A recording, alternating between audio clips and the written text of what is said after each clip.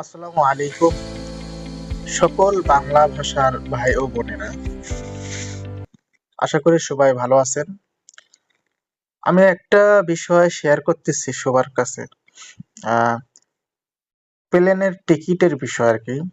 বাংলাদেশ থেকে যখন বিভিন্ন কান্ট্রিতে সবাই আসবেন, তখন টিকিটের মূল্য কিরকম, আর যারা বিভিন্ন কান্ট্রি থেকে বাংলাদেশে আগমন হন, তাদের টিকিটের মূল্য কিরকম, কতটুক ডিফারেন্স থাকে একটা টিকিট।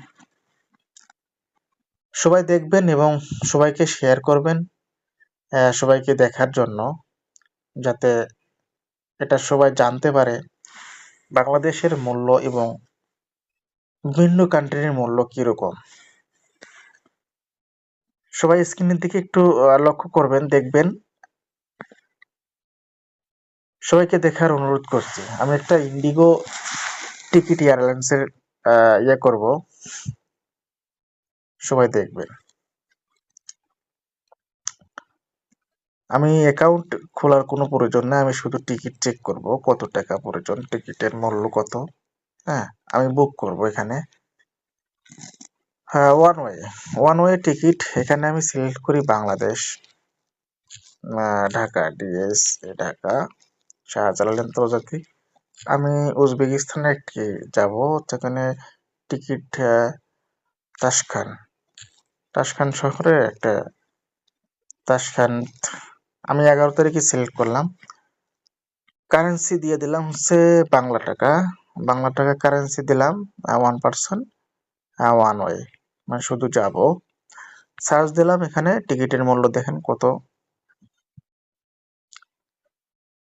84,260 টাকা। 11 তারিখে, 11 সেপ্টেম্বর, 84,260 টাকা মূল্য। যদি এর আগে কিনি, হ্যাঁ, 6 তারিখে যদি কিনা হয়, 6 তারিখের টিকিট আছে, 7 তারিখে আছে, 8 তারিখে আছে। আপনারা দেখতে পাচ্ছেন কত মূল্য, 97,000, 97,000 7 তারিখে, 8 তারিখে 98,000, 9 তারিখে 84,000, মানে এরকম আর কি আছে, আপ ডাউন আছে।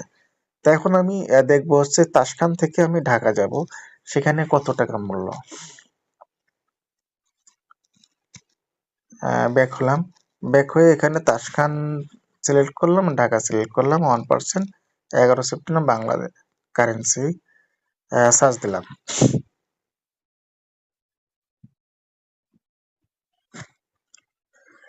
ভাইরে ভাই, এটা কিভাবে সম্ভব? 19,327 টাকা মাত্র, মাত্র 19,327 টাকা।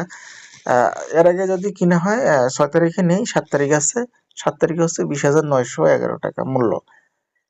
এটা কিভাবে সম্ভব?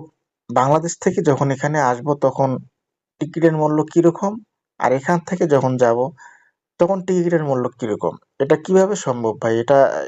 এই জিনিসটা কিভাবে সম্ভব? আমি এই জিনিসটা সবাই একটু দেখবেন, বুঝবেন, এটা কিভাবে এটা হলো, এই টিকিটের মূল্য কিভাবে হলো। আপনারা সবাই শেয়ার করবেন, সবাইকে দেখার সুযোগ করবেন ভিডিওটি। আসসালামু আলাইকুম রহমতুল্লাহ।